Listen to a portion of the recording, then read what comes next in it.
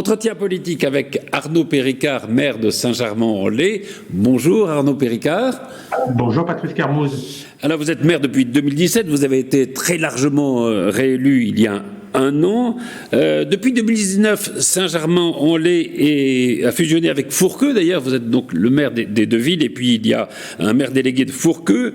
Alors Saint-Germain, naturellement, c'est une ville d'histoire, c'est la ville de Louis XIV, c'est aussi une ville de patrimoine avec le château, avec le musée d'archéologie, avec le musée Maurice Denis, mais c'est aussi une ville un peu populaire, on pourrait dire, avec la fête des loges. Il y a aussi le PSG au camp des loges, et puis une ville très innovatrice avec Sciences Po sur l'université, et vous venez de créer un pôle universitaire de design.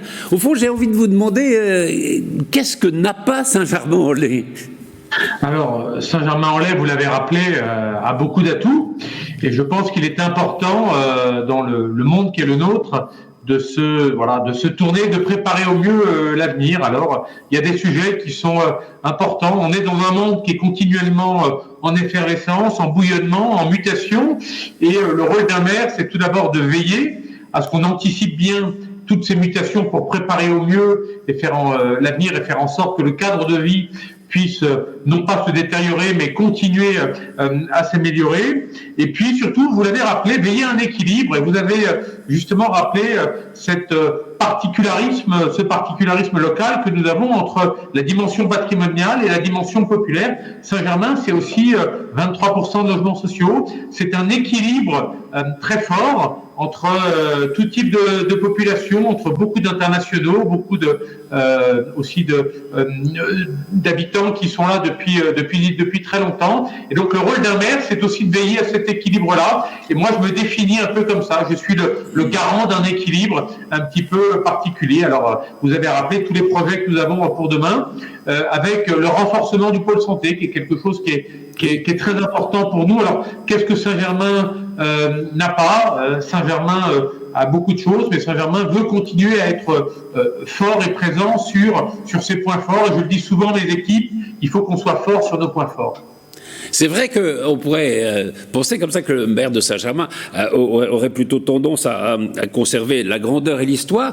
Et vous battez justement pour la rénovation, notamment de certains quartiers. Je pense au quartier de l'Hôpital. Est-ce que vous pensez justement qu'une ville qui ne bouge pas est une ville qui se condamne ?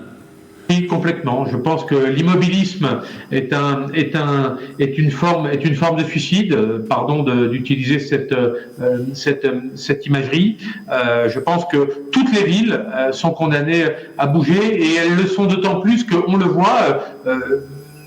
Avec le recul que nous donnent les 12 ou 13 mois sur cette crise sanitaire, on voit bien que les villes moyennes, Saint-Germain c'est un petit peu moins de 50 000 habitants, c'est la troisième ville du département, c'est une ville moyenne à l'échelle de l'Île-de-France, on voit bien qu'il y a un regain d'intérêt et d'activité pour ces villes moyennes, au détriment peut-être des fortes concentrations et des fortes densifications d'habitat que nous avons, notamment Paris et proche couronne. Et donc on doit être au rendez-vous de ces nouvelles attentes. On a une population, 45% de la population change tous les 10 ans.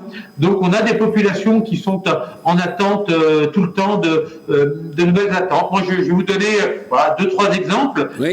Qui aurait pu penser il y a 1 an et demi que l'inox dans les cantines allait être un vrai sujet? Ben, pas moi.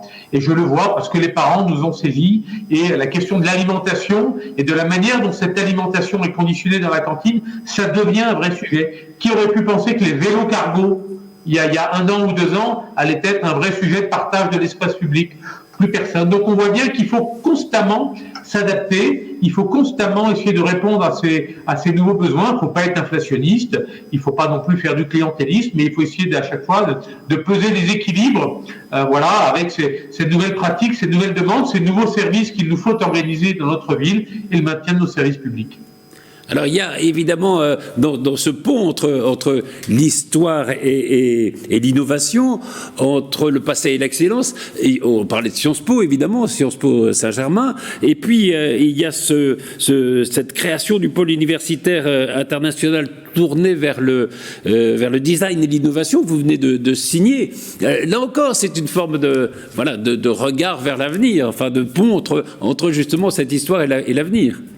On est dans un département qui quand même vieillit, les chiffres sont là, la démographie est là, et je crois que notre rôle sur Saint-Germain, c'est de faire en sorte qu'on contribue à ce rajeunissement à travers la présence notamment d'une force étudiante et d'un enseignement supérieur. C'est quelque chose qui est un peu méconnu sur Saint-Germain, et Sciences Po a été un petit peu le révélateur. On avait, jusqu'à preuve du contraire, peut-être 1500, 2000 étudiants supérieurs, que ce soit des BTS, des BTA, des classes préparatoires. On avait un certain nombre d'enseignements qui existaient, notamment dans nos lycées. La particularité de notre ville, c'est que c'est la première communauté pédagogique du département.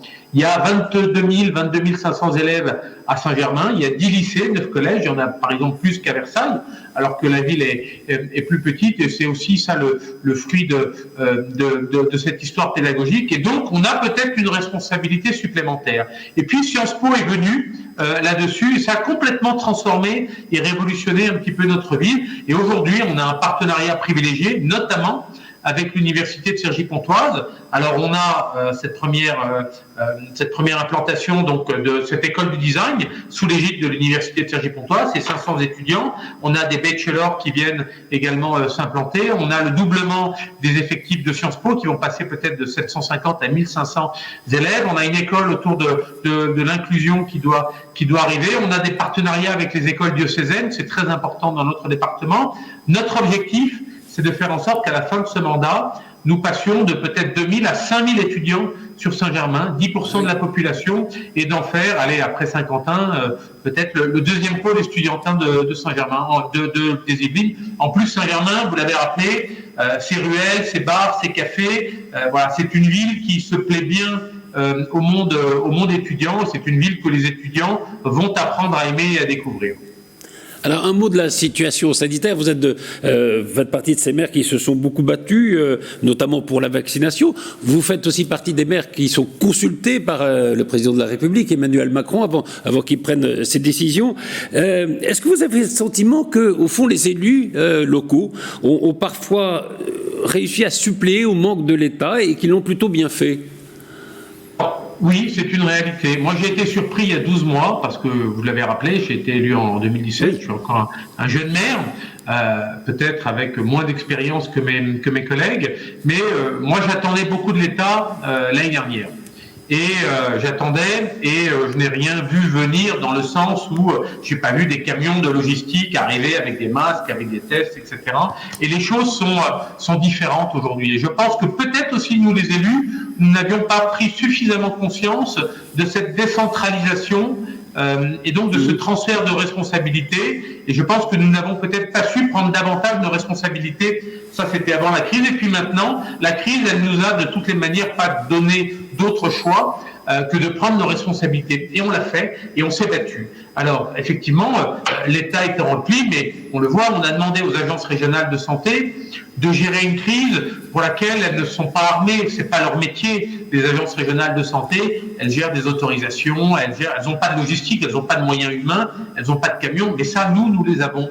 Nous avons les ressources humaines, nous avons les ressources matérielles, et ça, c'est quelque chose qui change. Et peut-être, Patrice Carmaux, si vous me le permettez, l'un des enseignements que moi je tire, c'est que cette compétence en matière de santé publique, elle doit dorénavant être partagée avec les acteurs publics. C'est un enseignement, sans vouloir polémiquer, parce qu'on le sait, de toute façon c'est compliqué, la gestion de cette crise, c'est un petit peu, pardonnez-moi l'expression triviale, un petit peu l'univers de la démerde, quoi. Il faut se débrouiller, c'est ce que l'on fait, c'est ce que la plupart des villes le font, et elles le font vraiment remarquablement bien, et la continuité de tout ça, et l'un des enseignements, c'est qu'il va falloir continuer à être en responsabilité sur ces questions de santé publique. Moi, j'ai créé un conseil local de la santé avec les médecins de ville, avec l'hôpital de Saint-Germain-Poissy, avec beaucoup d'acteurs de la santé pour justement cadrer au mieux nos interventions en la matière. Ça, c'est l'un des grands enseignements de cette crise pour nos villes.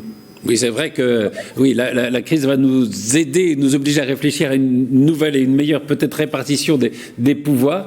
Alors, écoutez, on reparlera avec grand plaisir de Saint-Germain-en-Laye avec vous. Merci infiniment, Arnaud Péricard. Merci, Patrice Carmaux.